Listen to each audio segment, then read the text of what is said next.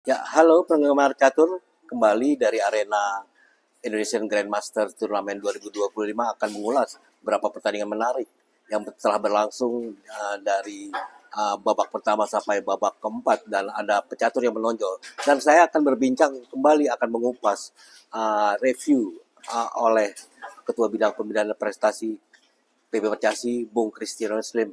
Selamat hadir kembali nih Bung Chris nih. Semoga pecatur Indonesia semakin jaya ya. Sisa babak sih bang. Nah, yang menarik kita akan perbincangkan penampilan Novendra Priasmoro nih. Dia punya modal dan akan memberikan modal kepada pecatur-pecatur Indonesia lain karena dia bisa mengatasi dua pecatur asing yang tampil di kategori Grandmaster. Gimana penampilan Novendra? Iya, Novendra startnya buruk ya. Pertama kalah dengan rekan sendiri ya, Serta Air. Kemudian draw dengan Susanto Megaranto. Habis itu draw lagi dengan catur India, Grandmaster Catur Rahman. Dan baru babak keempat dia menang lawan Grandmaster Kuibo Karov ya dari Australia. Nah, itu memang trennya terus membaik gitu ya. Waktu dia seri lawan Catur Rahman di babak 3 nih hari ini, itu sebetulnya harusnya menang begitu. Partainya bagus. Jadi ya dia pada langkah awal-awal tuh, langkah ke berapa ya? Langkah ke 20. Dia melakukan korban gajah di H6, tukarannya 2 pion. Tapi terus posisi aktif banget menyerang gitu. Baik di sayap raja maupun di sayap menteri. Dia sampai hasil dari serangannya, kombinasinya itu dia sampai unggul 5 bidak gitu. Jadi di atas kertas sebetulnya harusnya menang. Tapi di momen-momen terakhir, ketika masuk ending, Novendra beranggapan dia tukar semua. Jadi dia punya 3 pion lawan satu kudanya, satu Rahman, dia bisa menang gitu ya. Ini yang kemudian satu kesalahan bahwa ternyata terakhir Catur Rahman mengembalikan kudanya itu dengan satu pionnya Novendra, tapi posisinya stalemate, posisinya 4 begitu. Lebih berbahaya jadinya. Nggak bisa menang jadinya, walaupun kelebihan 2 pion gitu. Nah ini sayang sekali, Novendra memang belakang kemudian dia bilang menyesal karena dia melakukan penyederhanaan itu gitu. Dia pikir itu menang, tapi ternyata tidak gitu. Jadi sayang sekali. Tapi bagusnya Novendra ini dia punya mental tuh kuat gitu ya. Jadi sudah teruji lah ya. Iya, jadi abis kecewa kayak begitu, besoknya tetap bisa main normal lagi gitu. Nah, dia ketemu babak keempat nih lawan Temur Kuibo Karov. Ini mereka punya skor sebelumnya, sebelum babak keempat itu dia Novendra punya skor 2-0 deh. Oh, head to head nya. Dia menang waktu ketemu di Malaysia Open. Waktu itu Novendra juara babak terakhir tuh.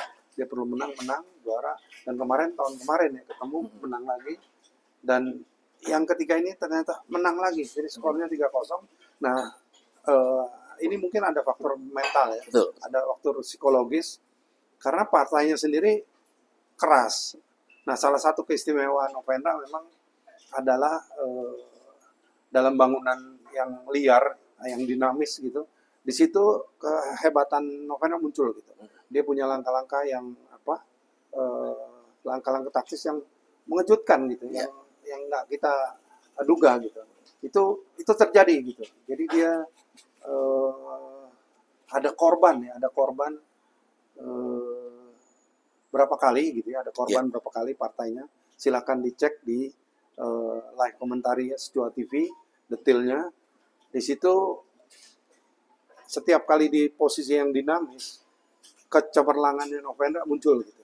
Nah ini yang harus bisa terus dimanfaatkan Novendra untuk terus bermain yang posisinya selalu dinamis gitu. Kalau liar, di mana kecemerlangan dia akan muncul gitu. Ketimbang dengan posisi-posisi yang datar, biasanya tuh jadi malah salah sendiri begitu. Dan dari sisi lain ini menjadi hal yang positif ya, terutama untuk menjadi modal bagi pecatur Indonesia lainnya di kategori Grandmaster bisa mengikuti langkah yang dilakukan Novendra, Bung Chris. Ya ini tentu akan bisa memberi inspirasi ya. Di samping Novendra sendiri kalau dia bangkit dengan terus main tajam, karena ini waktu dia malah menjelang menjadi Grandmaster ya, itu justru sangat menonjol kehebatan dia gitu. Yang belakangan meredup karena Novendra ini memang gaya mainnya yang liar itu ada ciri khas dia seperti gambler gitu. Dia senang dengan posisi liar, tapi di posisi liar itu kemampuannya muncul gitu. Tapi jiwa gamblernya ini ya jangan sampai salah gitu, salah dimanfaatkan.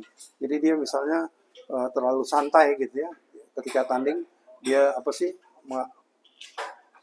melakukan hal-hal yang membuat konsentrasinya nggak nggak fokus gitu, konsentrasinya buyar karena jiwa gamblernya itu gitu. Ya, sebelum penutup mungkin ada harapan bagi Novendra sisa 7 babak, Bung Kris. Iya, dia kalau dengan sekarang kan udah 2 poin ya, artinya 4 babak seolah-olah remis semua lah gitu. Itu bukan skor yang buruk. Tapi dia juga udah ketemu lawan yang kuat ya, Setu Rahman dan Kulbokaro padahal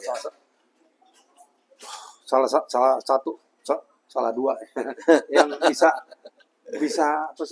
favorit juara. Betul ya, salah satu favorit. Jadi di berikutnya kalau dia bisa tampil bagus seperti ketika di babak 3 dan 4 ini, saya kira peluang Novendra juga besar untuk terus naik peringkatnya. Ya. Baik saudara, itulah sorotan dari Ketua Bidang Pembinaan Prestasi PB Percasi Bung Kristianus Lim mengenai penampilan Novendra yang kemarin buat hasil yang cukup bagus, meraih 1,5 poin dengan menahan remis 2 pecatur asing. Terima kasih perhatian Anda, sampai jumpa.